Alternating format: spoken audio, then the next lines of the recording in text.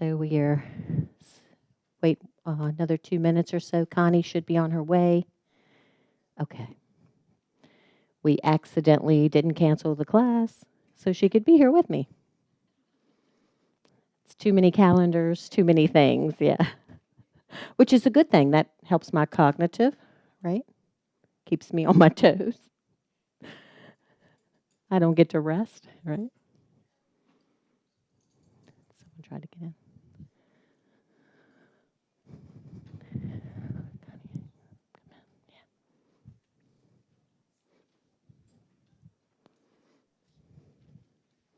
Be sure to sign in, please, at the front of the lodge so we know you came. Everybody must have been in the class. Here they all come. Thank you for exercising.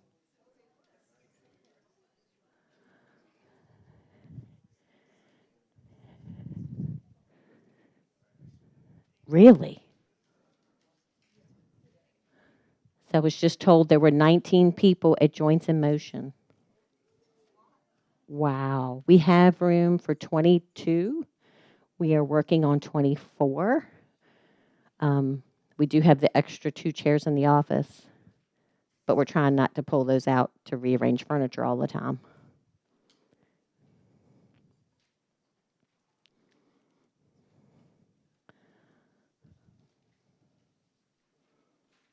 Please sign in when you come in so we know you're here. Please sign in and grab your sheet. It's kind of like your homework, maybe. I don't know. Not that you have homework. But these are a little complex ideas. This is just for you to review when you get back.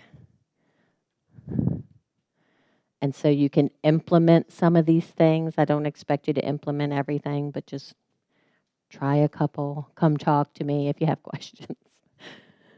This is new data for me. Talk about cognitive learning, major learning.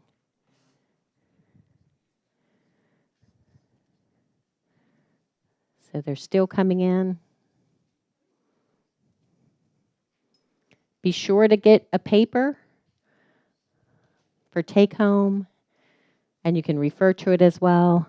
Sign in for me, please. Make sure you sign in your spouse as well, so we have a count.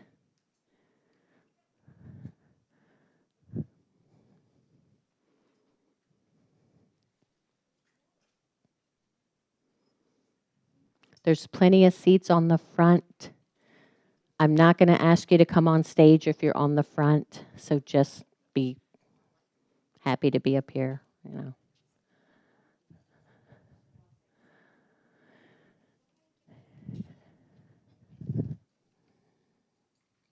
I thought I saw Connie. Maybe she went to the restroom. Please sign in when you come in and grab a sheet. We have our information up on the table as well, all the fitness center services. Everything is free except for personal training, which we would meet with you and consult first, do a fitness consult to see, you know, where you're at in your fitness, what's your previous workout history, you know, what things would prevent you from exercising, what medications could possibly change your heart rate, stuff like that. And then we would work a plan up for you and start training you. It's very reasonably priced, so it's not super high if you check prices. We can also do an orientation with you, and that is free. If you have forgotten how to use the equipment, or you just want to figure out, well, how can I do this brain body stuff at home? You know, I just need a workout that'll help me. We can meet and discuss all those things that I just mentioned about consultation. So we give you the appropriate exercises, and then create a routine with you and show you how to do it, and then off you go. If you want us There's Connie. So this orientation is for previous existing residents, right? Or new people. So do not think that you have to be brand new. It's easy to forget how the equipment works, and we understand that. Okay. I guess I'll just, do we leave the door open? Yeah, okay. Make sure you sign in if you haven't signed in. We're going to get started. Thank you all for coming. So we're here today to talk about brain-body fitness. This is the how, the why, the what, the whatchamacallit. This is the fitness department, if you're not familiar with us. Connie Maris, up here in the front, if you could stand up, please. She's in the fitness outfit. She looks so cute. And my name is Tracy Collins. We are your fitness staff. This program came about through our ongoing training that we do in fitness. I took a course for Senior Fitness Specialist program to train specific things in fitness for seniors. And part of the course was Brain Health Trainer. And when I found out this new information, I just had to have a presentation on it because it's brand new information for me as well. New concepts in brain health. So it is accredited. So we're going to present the concept that cognition is the new acute variable in exercise. So not just mindlessly doing the treadmill. We're going to talk about cognition. So basically, movement with thought is how you can think about it, or you can think exercise and cognition as well. The other concept is increasing our cognitive reserve. So has anybody ever heard that term before? Cognitive reserve? One person. Okay. Two. Well, Connie hears it all the time. She's like, would you please shut up, Tracy? So cognitive reserve would be the extra neurons that you've created through exercise and cognition so that they can handle and keep your brain structure and functionality, right? Increase the volume of your brain. So we want that. Cognition. What do I mean by the word cognition? What am I saying? Cognition refers to mental functions that allow us to acquire knowledge and understanding through sensory inputs, right? Experiences, so new experiences, and thoughts, so thinking about things, music, whatever. Intellectual functions such as memory, attention, and executive functions depend on cognition. These are things how I live. In other words, cognition allows us to interact with the world around us and within ourselves. So it's very important, right? That is the concept of cognition. Why do we care? Right? That's the why. Why improve cognition? I'm fine, Tracy. I don't need, what do you mean? The epidemic of cognitive impairment. You might be fine right now, but you will, as you age, lose cognition. And it could be normal aging or it could be dementia. It's estimated that 5.8 million Americans over 65 are living with Alzheimer's dementia. By 2050, it'll grow to 13 million. It's the leading cause of disability and poor health in people over 65.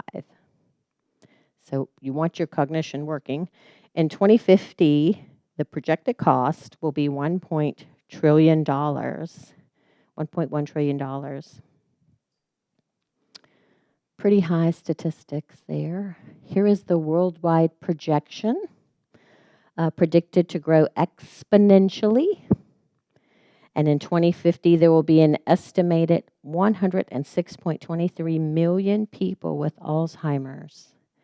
So that is huge, right? We don't want to start being in that category. So there are stages of cognition that you're going through. Hopefully you might be in normal or subjective. Subjective would be, I think I'm losing my cognition, I'm not sure. And you start questioning because you forgot something. Mild cognition impairment, that would be a true impairment that could be measured by a neurologist. Dementia is the final stage. So there are stages that you may be in or headed towards. Here is the chart for cognitive decline. It is not normal to have dementia. That is something that occurs, with certain circumstances. You might suffer a stroke or something. Normal aging is the green and the blue. So you could have slight cognitive changes. Someone's phone. Slight cognitive changes during aging, or you could start going towards one of these, MCI or dementia. So this is the trajectory. These are just some things. I'm just going to read a couple in case you're worried. I got you worried now. Normal cognitive aging. This is normal. You have some neurons that decline. They die. With Alzheimer's, you have extensive loss of your neurons in your brain. A bunch are gone, right? You might have general slowing of daily activities. That's normal. Worsened activities of daily living. So you're not able to dress yourself and stuff. You might lose things from time to time, would be normal. That happens to everybody. Misplace things with little recall of where they're at, if that happens all the time. Normal, occasional word finding issues. Yeah, sometimes I forget the word I want to use. Alzheimer's, difficulty holding a conversation. It's really different from forgetting a word. Normal cognitive aging. I might miss my monthly bill. I did that recently and they wouldn't let me charge my gas at Kroger. So I had to pay it and come back to Kroger. So I did that. Alzheimer's, inability to manage a budget. You would not have executive function of your brain, most likely. Okay. Some other conditions that can affect your cognition and brain health would be medications. So you need to research what medications you're on, making sure they're not affecting. Obesity and metabolic disorders. So when you have more than one disorder, obesity and high blood pressure or diabetes, when you add all those things up, that really increases your chances. Cardiovascular conditions, you want to keep your heart healthy. Cancer and chemotherapy effect, because that's your immune system, blood flow and stuff like that. Here's a great picture showing you how your brain cognitively declines. I have all the leaves, and as I age, depending on what happens to me, I might lose my neurons and cognition. I think that's a cool picture. So the theory of cognitive reserve, we talked about that in the beginning. Think of it as your gas tank. So the more cognitive and exercise activities you can do, you are putting gas in the tank. And your decline, so this is a high cognitive reserve, you will push your decline out decades if you can get high cognitive reserve. Low cognitive reserve, you might have a lot less years. So even if you could push it out 5 years, that would help medically, your family, working on your cognitive reserve. This is on your chart just so you can see a lot of things affect cognitive reserve other than exercising and thought. So health factors, modifiable health factors, and I have that on the back of your sheet, the health factors that you could modify. Education, continued learning. When I learn new things, that increases neurons. Social support. When you have a social system. You're happier. When you're happier, when you feel good and feel confident and great about the things you're doing, that really helps your brain. That is the positive effect in that top right corner. Stimulating activities, which are novel experiences. So all of these activities that we plan for you at Covenant Woods, go take advantage of them. Have a new experience. That will definitely help you cognitively. So if you just go to your room, into the dining room every day, meet some friends, join some of these social groups that the residents have, do the activities that are in the connections, come to fitness, talk to us. And then the cognitive training that we're talking about today is the lower right-hand corner, where you have movement with thought. So this is just to remind you that it's whole body wellness, not just exercise and thought as well. This is what happens as we age. Our ability to change in response to experiences, as you can see. The trajectory, if you are not exercising and doing things versus if you continue to exercise and do things, the green line, okay? So you don't want to be where it's too stressful to do any activities. It just stresses you out. You want to continue to be active and social and exercising as well.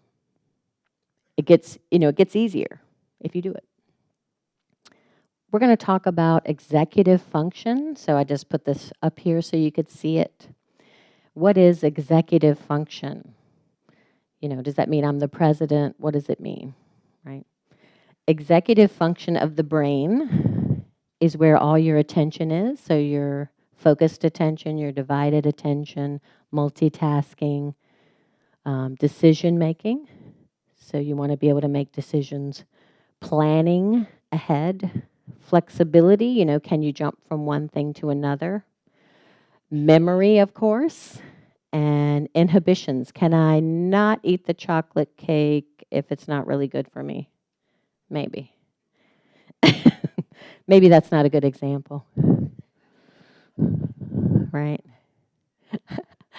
So we advertise, exercise for your brain. That's a no-brainer, right? These are the things that just exercise alone can do for you. This sounds like I'm taking a bunch of drugs. Listen to this. Norepinephrine, it improves my attention, perception, and motivation. We have a brain-derived neurotrophic factor, which is called BDNF. It is released, and it repairs neurons in your brain from injury and degeneration. I want that pill. Hormones combine with this BDF, and they grow brain cells. They regulate your mood. They provide mental clarity. Remember those focus pills you take on the market for brain? Endorphins are released. We know we feel happy when we leave aerobics, right, or joints in motion. Why? Because of these endorphins.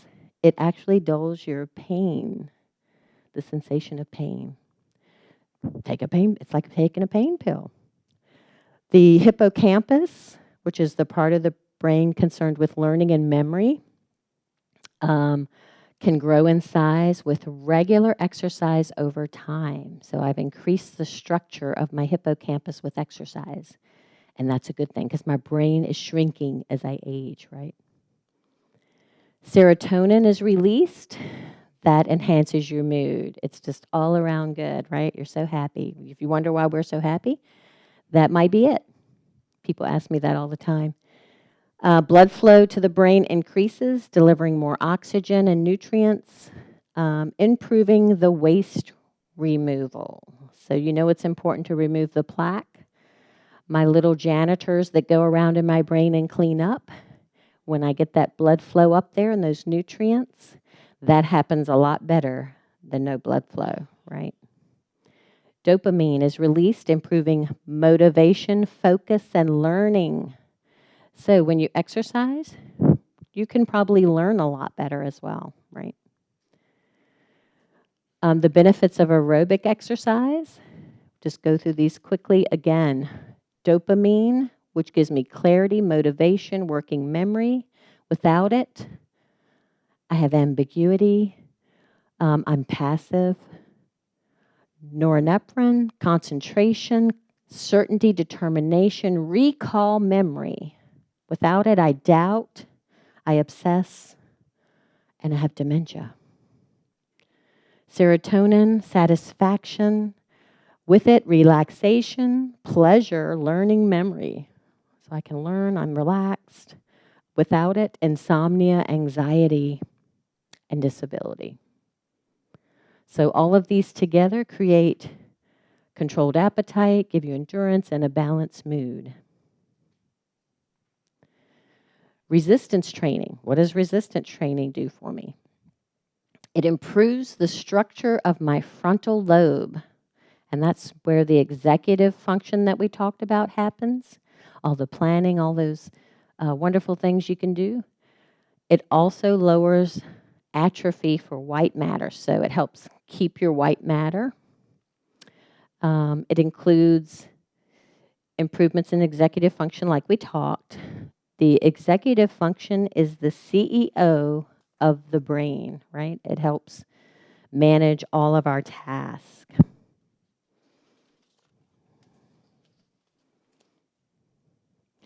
White matter plays a critical role in helping the body process information.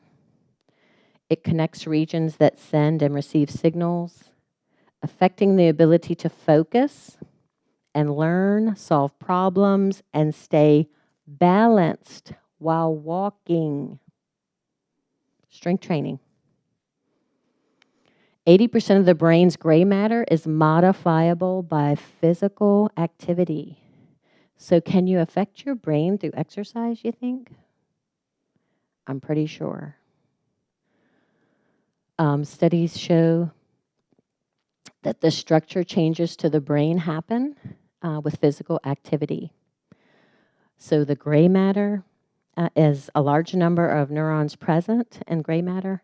It allows us to process information and release new information through axon signaling found in the white matter. So it talks to white matter. The gray matter throughout the central nervous system allows you to control your movements, memories, and emotions.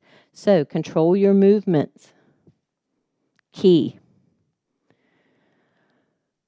So why can't I just go and sit on the new step, Tracy? I don't understand. Isn't that enough exercise? I'm done, right? I just check off exercise for the day. You know, in life, do you just do one thing? No. So we need a multimodal effect with exercise. These are things, and this is on your chart for take home so you can remember. Resistance training does the prefrontal cortex, mindful movement, the frontal lobe, which mindful movement means yoga, Pilates, Tai Chi, getting, in touch with oneself. High intensity intervals help with appetite regulation. If you're overeating, this might be a good thing to look at. Or talk to us about sports drills, help with attention, switching, multitasking. Visual drills help with special processing of the visual cortex. Coordination, the cerebellum. And aerobic exercise, of course, is the famous hippocampus that we know all about, right? Is the general recommendation enough for brain health? So the general recommendation was 150, that's the minimum, 150 minutes a week, 2 times strength training, and maybe 3 times balance training, right? That's what we have in the fitness center now to show you when you come for a consultation. They have added the center multi-domain exercise programs. So they are doing the multimodal, right, which is good. At least they're saying do something different. What is the definition of an aerobic activity? Does anybody know? What do you consider aerobic? Increase your heart rate. Very good. You must have been at my other talk last year. This is a new finding I've never heard of. 52 hours of exercise leads to improvements in executive function processing speed. Processing speed slows down as we age in older adults, regardless of the modality. So if you exercise 52 hours a week, that's a lot.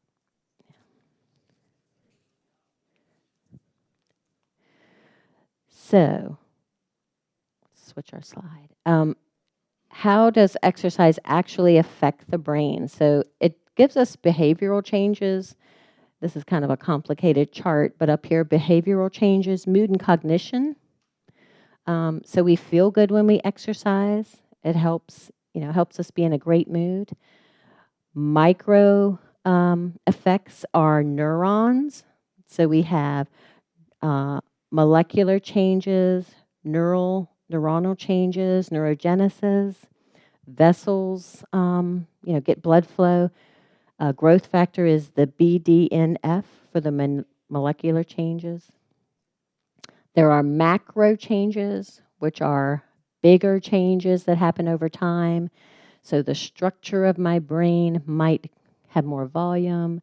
The systems, the function might get better. So structure, function, and behavioral changes happen with exercise.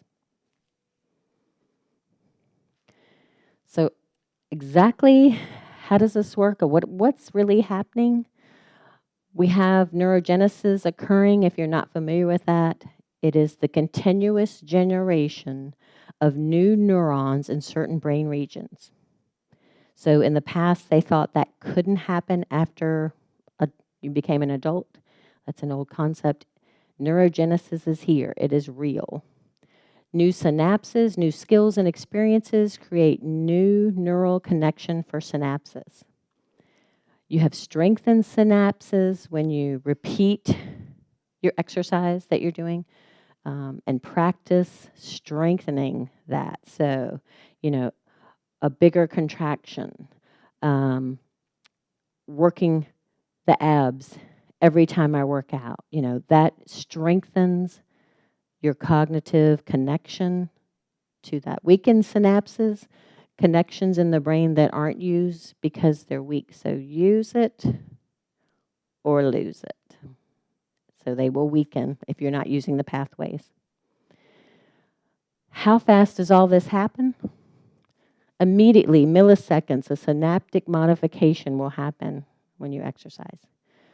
Several hours later, you'll get new dendrites on your synapses, these branches. Synapses are dying when you lose those.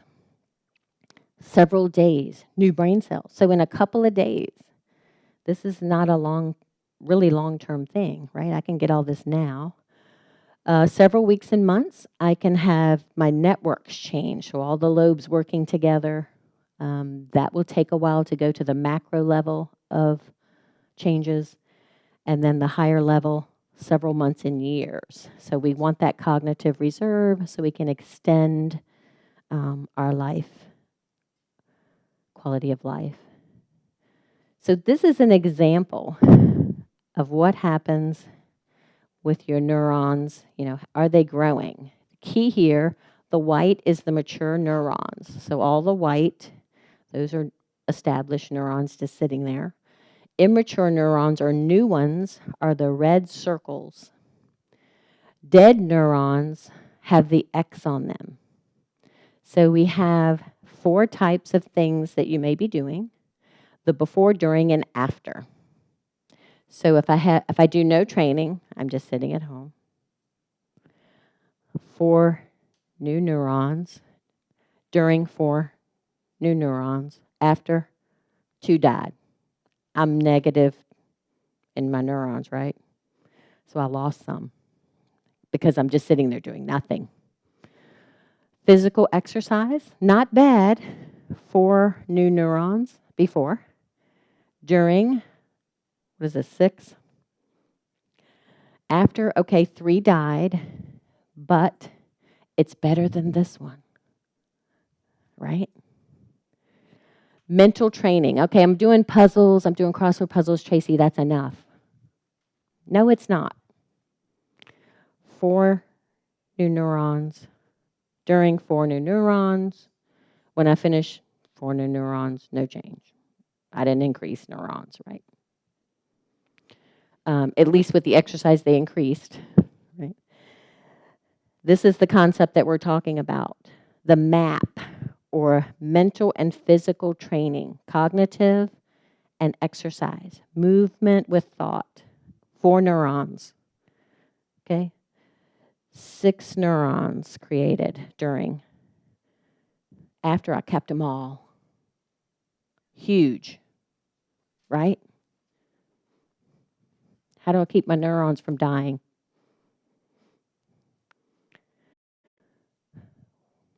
So what's wrong with basic exercise for brain health? I need to add that, I need that cognitive so I get those extra neurons and keep them. Most exercise activities now, I'm not saying don't do those. Do those in conjunction. You want 20 to 40% of something with cognitive, and we'll teach you some quick things to do. These are the cardio machines. I'm just sitting on the bicycle, bicycling. I'm on the treadmill. Maybe if you're reading, I know some people read on their cardio equipment. That's probably some cognitive. We can count that. But these are kind of like no thought required. If I just walk along, maybe if I walk, I might want to count the birds. I might want to count backwards. I might want to say my ABCs. I might want to listen to music. That would increase my cognitive. Cognitive engaging exercises appears to have a stronger effect than non-cognitive engaging exercise. We showed that in the neuron screen just before this. Exercise that train and challenge diverse executive function, that would be dancing. I have to memorize a pattern to dance, or I listen to music. Music touches all parts of your brain when you play it, so listen to music while you're doing things.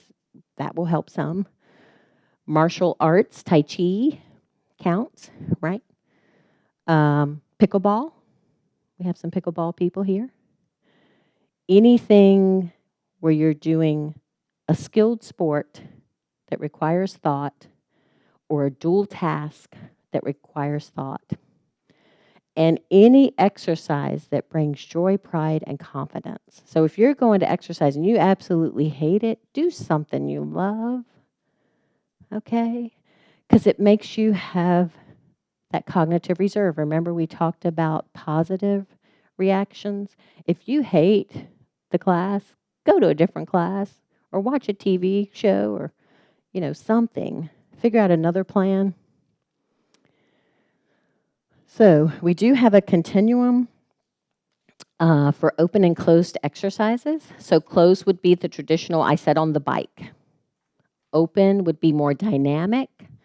The stuff we're talking about, the multitask exercises and cognition, high interval group performance. If we perform as a group, which we'll be doing in the class, time fixed. You have a goal sometimes, or parameters not fixed. I'm sorry, space parameters not fixed. So it's more, I don't know what's going to happen. It's unpredictable, right? I did find that word. Okay, good. So static environment, fixed apparatus. I sit on the treadmill. I stand on the treadmill, ride the bike. It's defined, it's manipulated, it's I go there every day for 10 minutes. Great. I love that you're doing that, but we need to add some things, right? Single task. So there is a continuum of closed and going towards open. So you can change the variables of your exercise to get more open, right? Here's some examples. There's the gym. The machines are there. 2 sets of reps, right? Maybe I have music on, that would help. Maybe if I count backwards, I don't know. A couple things. Certainly we want you to exercise in the gym, but just know that you need to add things. Open would be constantly changing. Tennis, pickleball, dance. Movements have to be continually adapted. I don't know what's going to happen. So in the class, we will do something different every time you come. It won't be the same routine. Now, we might do it later in the month or the next month, but you won't know what you're going to do till you get there. This is your diagram, and this, to me, is the holy grail. When I saw this, oh my gosh. So if I'm having issues with these certain cognitive things, this is what I can do to improve it. So if I have issues with executive function, I can do open skill activities, cognitively demanding activities, resistance train, mind-body experiences, the temporal lobe, cardiovascular exercise, closed skill exercise, generalized physical activity. This helps with learning and memory if I can't learn or my memory's bad. If I need, the neurologist tells me, you've lost a bunch of neurons, or you don't have a lot of volume in your brain, increased neurogenesis. Parietal lobe, sensory-rich activities. Am I losing my vision? My sense of touch with objects. This is how you would increase it. The occipital lobe, visual and attention, motor control and stimulation. This is typically for people who are good at sports. They really have a heightened occipital lobe. Cerebellum, I think it's 40% of your neurons are in the cerebellum. I'll make sure I'm correct on that. And that controls skill and motor learning. So 50%, the cerebellum is a very dense area, and it contains 50% of your neurons. So the motor activity, you have higher nerve cell and blood vessel volume through there. That helps with skill and motor learning, dance, martial arts, Tai Chi, pickleball. We are simply encouraging you to participate in exercise for brain health by showing you how activities increase the structure of your brain. And these structures cross. So it's not just, I'm just fixing this, right? I'm just helping this. They work together with gray matter and white matter.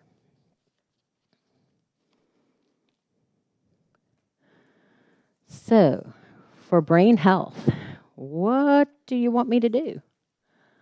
Resistance training, yeah, that's still in the pot. We're not taking that out. We need muscles and strength.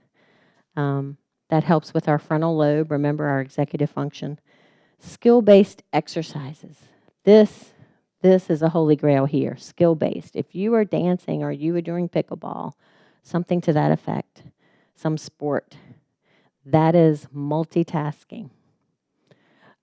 Exercise for aerobics, doing a steady state, maybe on the treadmill, in a class. If you're doing a class, you're getting more cognition because I'm telling you to do a move. You don't know what the move is until I tell you.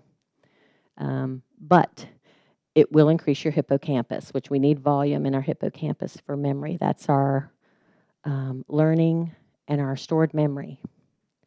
Cognitively enhanced exercise, that would be dual tasking. As we age, that is one of the first attentions to go. Dual task attention and speed processing. So if I'm doing these cognitively enhanced exercises, cognition with motor training, which is exercise and cognition, that's going to help. I can do exergaming. You've heard of those games you put the headset on and do. Also, they have, panels where you could play games and touch colors, anything like that. And we're going to do kind of like that in our class, but it'll be manual. I don't have high-tech equipment. So lifestyle factors, that's on your sheet. What can I do for my cognitive reserve? It ain't rocket science. It's just normal health and fitness. Exercise and physical activity. Sleep well. If you are not sleeping well, make sure you get that checked out. Diet. right? And frequency, don't just eat one meal a day, don't starve your body. Stress management, those are the mind body activities that we talked about. Social support, don't just go to your room and never come out. Socialize, go into groups, plan these trips with Covenant Woods. Cognitive stimulation, go to the puzzle room, come to the class that we're having. Comorbidities is multiple diseases. So if you have diabetes on top of high blood pressure, on top of obesity, so if you have a lot, that affects. So you want to try to reduce those if you can through exercise and diet. Medications as well.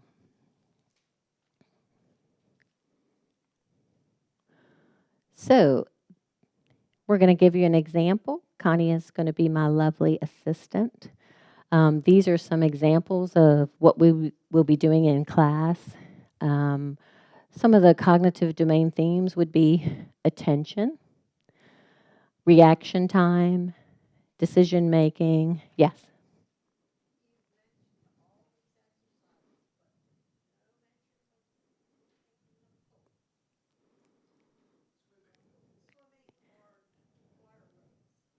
Right. So we have aerobics in water as well. The class that I have is not water, unfortunately. When we do the classes, you are having to figure out what exercise to do. So that is cognitive. We could play additional games with you, and hopefully we will be expanding it. This is brand new for us. So we will be incorporating it in most classes, I hope. We do a little in joints in motion, where we do dual task at times. So we might press the ball and then do a shoulder press. I try to get people to talk. That's the most difficult thing to do, is to get people talking. So that's a great point. And please come to water aerobics. I know Charlesie's back there going, yay. She is an avid water person. So memory and then task switching would be some of the tasks. The input variables, we might have visual inputs, audible, proprioceptive inputs, the load and stuff like that. So we're going to show, going to get Connie to come up, and we're going to just show a couple, just so you understand. That's why we have these balls on stage. So I'm just going to start. We'll start with asking the person to do a basic exercise. So I'm just going to ask Connie to please do some back lunges for me. And if she's successful at doing back lunges, and I think she's okay doing that, she looks great, then I'm going to add a cognition, right? It's a cognition task. So we're going to do attention. So I'm going to use this pen and say, I want you to look at this pen while you're lunging. And go ahead. And so she's really good at that. I'm going to progress to the other side. Oh, a little off balance. That's her knee. And then I might do this, So that's just an example. Memory drill, visual drill, that's what the balls are for. So I'm going to point to the balls in a certain order, and she's going to have to remember to pick those up in that order. So the first thing I'm going to do is see if she can do the activity. She has to reach down, pick the ball up, and press it over her head. So as long as she can do that, I'm ready to add the cognition. Okay, so I'm going to point to the balls. This will be very simple at first, right? So, and she has to pick them up in that order over her head. Yeah.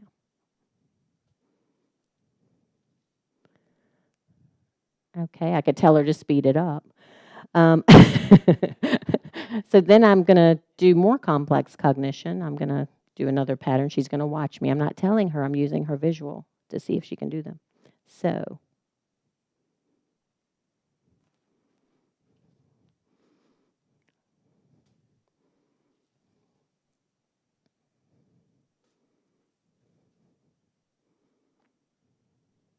do you think she's getting exercise? She remembered the pattern. Good job. right? Okay, the next exercise that we're going to do is attention switching. So I'm going to do like a dual task with her. I'm going to have her lunge side to side. So first I'm going to see if she can lunge side to side. So I'm going to demonstrate, yeah. And she's just going to lunge side to side. So she's accomplished at that. So we're going to add the cognition. So which ball do you like? Pink, green? Okay. So I'm going to make it easier on her. When she stands, I'm going to throw the ball. So lunge. And she's going to catch it. She knows it's coming. Okay, she's really good at this. So we're going to change it to when she lunge. She wasn't sure, I don't think. Good. So it's a little tougher, right? So these are examples of the exercise with cognition. Okay? Thank you, Connie.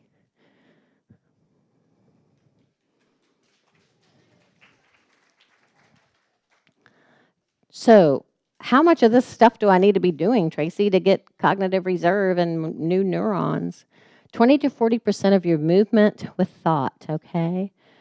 So here are some simple examples that I'm going to have you do with me. Just to read through these, walking and bouncing a ball. You could walk and bounce. That requires more than just meandering, right? Hopefully you walk at a rhythm and an aerobic pace when you go to walk if you can. That helps with your lower limb movement, rhythmic movements. Listening to music and walking to the beat of the music helps your limbs, lower limbs as well. So I'm going to ask you to do, let's see, the tandem stance. If you could all stand up, please. And hold on to the chair in front of you if you need to, but we're going to hold a tandem stance, and you guys on the front might need to go to the back. So a tandem stance is heel-toe, right? So I've got my weight evenly on front and back. This is a tandem stance. So we do this in balance class, and we would do this in the body class as well. Now I want you to recite the alphabet while standing, and just low tone so we don't get everybody's voice at once. A, B, C, D, E, F, G, H, I, J, K, L, M, N, O, P, Q, R, S. See, it's a long time, isn't it? Switch. Here we go. Maybe count this time. 30 backwards. 30, 29, 28. Yes. So you see, these are simple things you can do that make you use your cognition. It's not running and jumping and playing pickleball. If you can do that, great. You can cook dinner and listen to music. You can walk backwards. That's a little difficult. Be careful while counting by twos. These are just examples, and these are on your sheet as well, just so you can remember them. The class is Brain Body Fitness in March. It will be on Thursdays at 9:30, so it kind of complements the balance class on Tuesday at 9:30. It's very similar, we'll have balance, coordination, some brain games. I might have things posted up and you got to do a brain game, like the visual stuff or something. It'll be different stuff, and just come and have fun. It's in the aerobic studio or the fitness studio. It'll be 30 minutes. So I want to thank you for coming today. If you have any questions, I'll answer those questions now. Or come see me. Yes. Tai Chi is on Wednesdays. Yes. Good question. 9:20, right? 9:20 on Wednesdays. He had canceled because he went to Hawaii. So, poor guy, yeah. So, any other questions?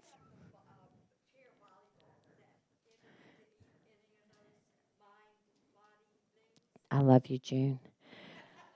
So, chair volleyball is a plastic ball. It's, very light. It's a beach ball, and you don't know when it's coming, where it's coming. So that is definitely eye visual unpredictability.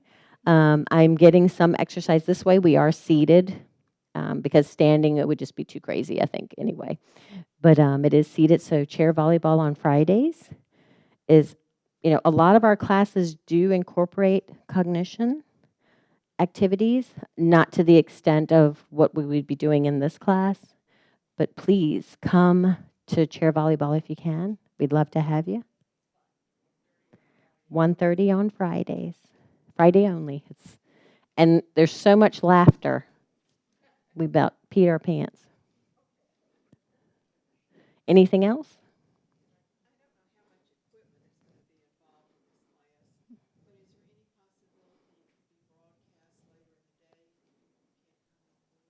Uh, we could possibly record a class. I would have to talk to Megan about that. We can't broadcast from the fitness studio at this time. So we would have to go to a different area and reserve that area. So the only places are NPR, multipurpose room, and this room. And we'll just see how it goes. If the class gets really big, we might need a bigger room. I don't know. But great question. I can't record anything with my phone. I'm not supposed to. Any other questions?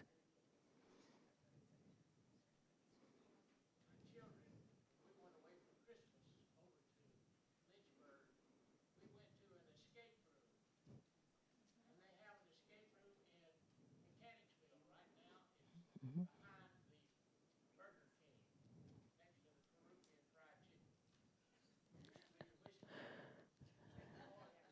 Whiskey.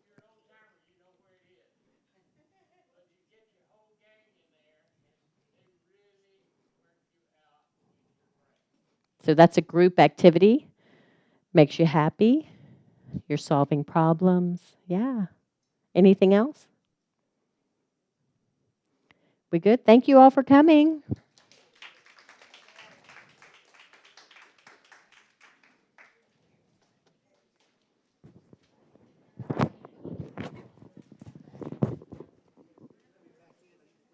Oh, thank you.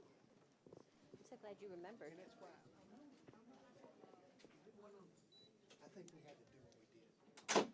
To record it? Oh, I didn't know that.